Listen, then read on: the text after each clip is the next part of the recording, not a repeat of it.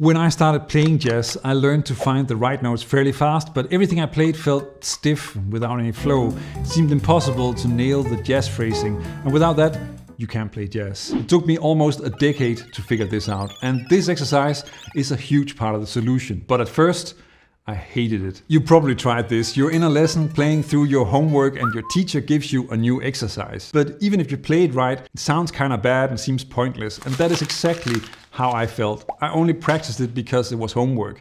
And what I didn't realize was that this exercise is an important part of bebop and it is the key to better phrasing. But no one explained that to me, so I completely missed it. Now in this video, I'm gonna show you why this exercise is so powerful and how you can use it to improve your phrasing, because it completely changed how I think about jazz phrasing. Let me first show you the exercise the same way that it was given to me, and don't worry, I will explain how to use it later so that it really benefits your playing. Now the exercise is simple and starts with a basic triad. Here's a C major triad.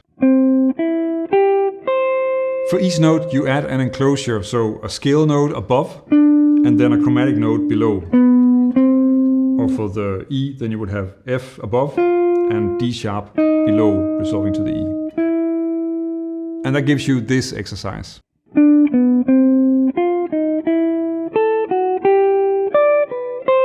You can also reverse the enclosures, something that will be very important later, as you will see when I show you how to create licks. That will give you this. At first you might think, well, this sounds okay, but it's too predictable to use in a solo, which is exactly how I felt. And while you can hear it used as a complete lick by players like Joe Pass, Barry Harris, or even Stan Getz, that is not where its real power lies. Barry and Joe often use this version, which is a 16-note variation. The real magic happens when you break the exercise into smaller fragments to make your lines more dynamic and rhythmical. Let me show you. To really understand why this exercise is so powerful, you need to know what makes jazz phrasing work. And a common misconception is that jazz phrasing is all about using chromatic notes or strange scales and arpeggios, and that's not true at all. Here's an example of a line with chromatic notes, but pretty bad phrasing.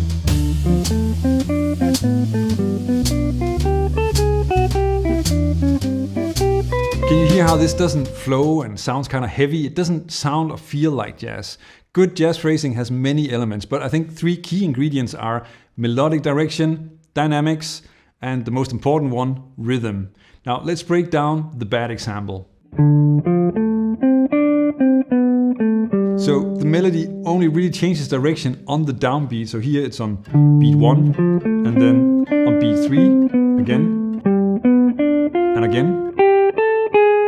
And that makes it impossible to add accents to interesting high notes. It's really just killing all the syncopation. And the way the melody flows and where it changes direction is what is important for the rhythm. Try to listen to this.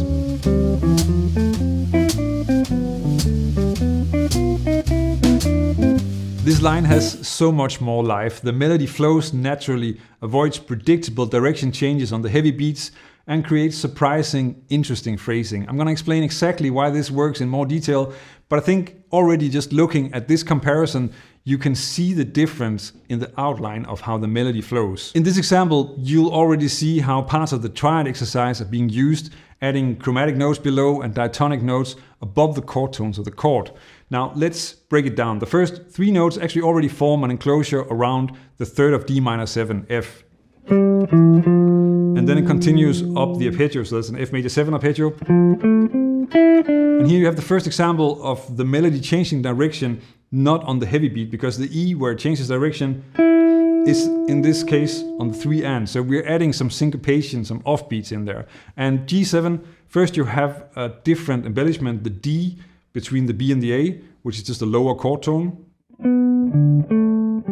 And later in the same bar you have another enclosure that connects G7 to C. In this case that's F and D sharp, which are of course an enclosure around the E, the third of C major 7. And that is immediately followed by another enclosure around the C. What is important to notice here is how these enclosures aren't just decorative. They shape the melody's direction and flow. They create those satisfying changes in direction that make the line feel alive and add syncopated rhythm. Now, because they have a target note, they also sound natural and move the line forward, because skipping around to random notes is of course not going to be very melodic. Like this, it seems almost obvious and very clear, but if all you get is that first exercise, then it's pretty far away and it's not obvious at all how to use it. Let me tell you about how George Benson taught me how to use this. One lick from George Benson's solo on Billy's Bounce made me realize just how important and powerful triad enclosures are, and also how much I'd missed with that first exercise. Now, I've always loved that solo and spent days and weeks figuring it out. And while working on a 2-5 line, the G-7 part of G-7 C7, I couldn't stop wondering why it sounded so good and how it worked. It was this short fragment. While I tried to figure this out, it suddenly clicked. The entire line was built on a G minor triad using the chord tones, so, and then either using enclosures or leading notes. That realization changed everything. I started exploring how to build lines like that myself. Another thing was that at the time I was transcribing Wes Montgomery's solo on 4/6, and when I looked at the first 8 bars of Wes's solo, I could suddenly see how enclosures were driving the lines forward and making the phrasing much more interesting and natural. Already in the second phrase you have an enclosure. And then a bar later you get another one. And another one. And from there I just started noticing these melodies everywhere in the music that I was studying. For example, I had a Joe Pass rhythm changes etude that a teacher gave to me, and on the B flat chord there was a line using the exact same enclosure-based melodies. It was pretty mind-blowing. The enclosures are not just tricks added here and there, they are one of the main reasons many jazz lines sound great, and once you see it, you can't unsee it, and it completely changed the way I understood jazz phrasing, making it a lot easier to come up with great lines. It seems a bit funny to think that you can create bebop phrases without relying on scales, because that idea feels so different from how Barry Harris taught in his masterclasses or from the thousands of books written on bebop scales. But it works incredibly well, maybe even better than that approach, and you can start experimenting with it right away. Try to start with a simple triad melody like this. From there you can add enclosures around the notes and adjust them to find what sounds the best. This is almost there. It might work better if you only have one leading note before the G so that you don't end on B1 of the next bar. Just make the phrase a little bit more surprising. But it's equally powerful if you mix these phrases with other elements like diatonic arpeggios, scale melodies and chromatic enclosures. For example, you could start with a simple idea, just 2 chord tones and 1 enclosure. Here it's E and C. Now, this already sounds great even if it's very simple. As I mentioned earlier, then it's important to know both directions for the enclosure. Now in this case, the enclosure moves up from B to D, so.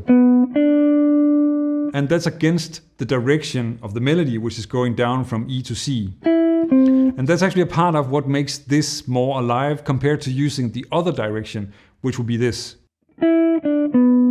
And you should always explore flipping the enclosure. It can make a massive difference. Here we just stick to that first one. And then you can combine that with a C major 7 arpeggio and a chromatic phrase to get a great line like this. But enclosures aren't the only phrasing tools that you can use. There are other techniques that can bring just as much life and energy to your solos and that you need for jazz phrasing. Let's take a look. Once you start thinking of solos as being built from small 3, 4 or 5 note building blocks, then learning new phrases becomes a gateway to thousands of ideas. Besides enclosures, another way to change up your 8th note lines and make them more exciting is to use trills, quick bursts of notes. Now a simple trill could look like this, and I think they tend to sound better if you use hammer-on pull-off to play them, simply because it sounds more fluid. Combine that with a C major 7 arpeggio and an enclosure and you get a beautiful flowing line like this. Or you could try a different approach by adding enclosures to the C major 7 arpeggio. Another great rhythmic variation is using chromatic triplets, similar to what Barry Harris calls 2 out of his 5-4-3-2 phrase system, and that would be this phrase. You can combine this triplet idea with a C major triad and enclosure to create something beautiful. Or use it to target the 5th of C major 7, G, and then add another enclosure to emphasize the 3rd, and just round that off with that really nice phrase that I showed you in the previous section. As you know, arpeggios are at the heart of jazz vocabulary, and if you want to learn how to use them in a way that sounds like jazz, not just like an exercise, then check out this video. I'm going to show you the techniques that help me tap into a more authentic jazz sound. It's not about which arpeggio you play, it's much more about how you play it. Check it out, learn jazz, make music.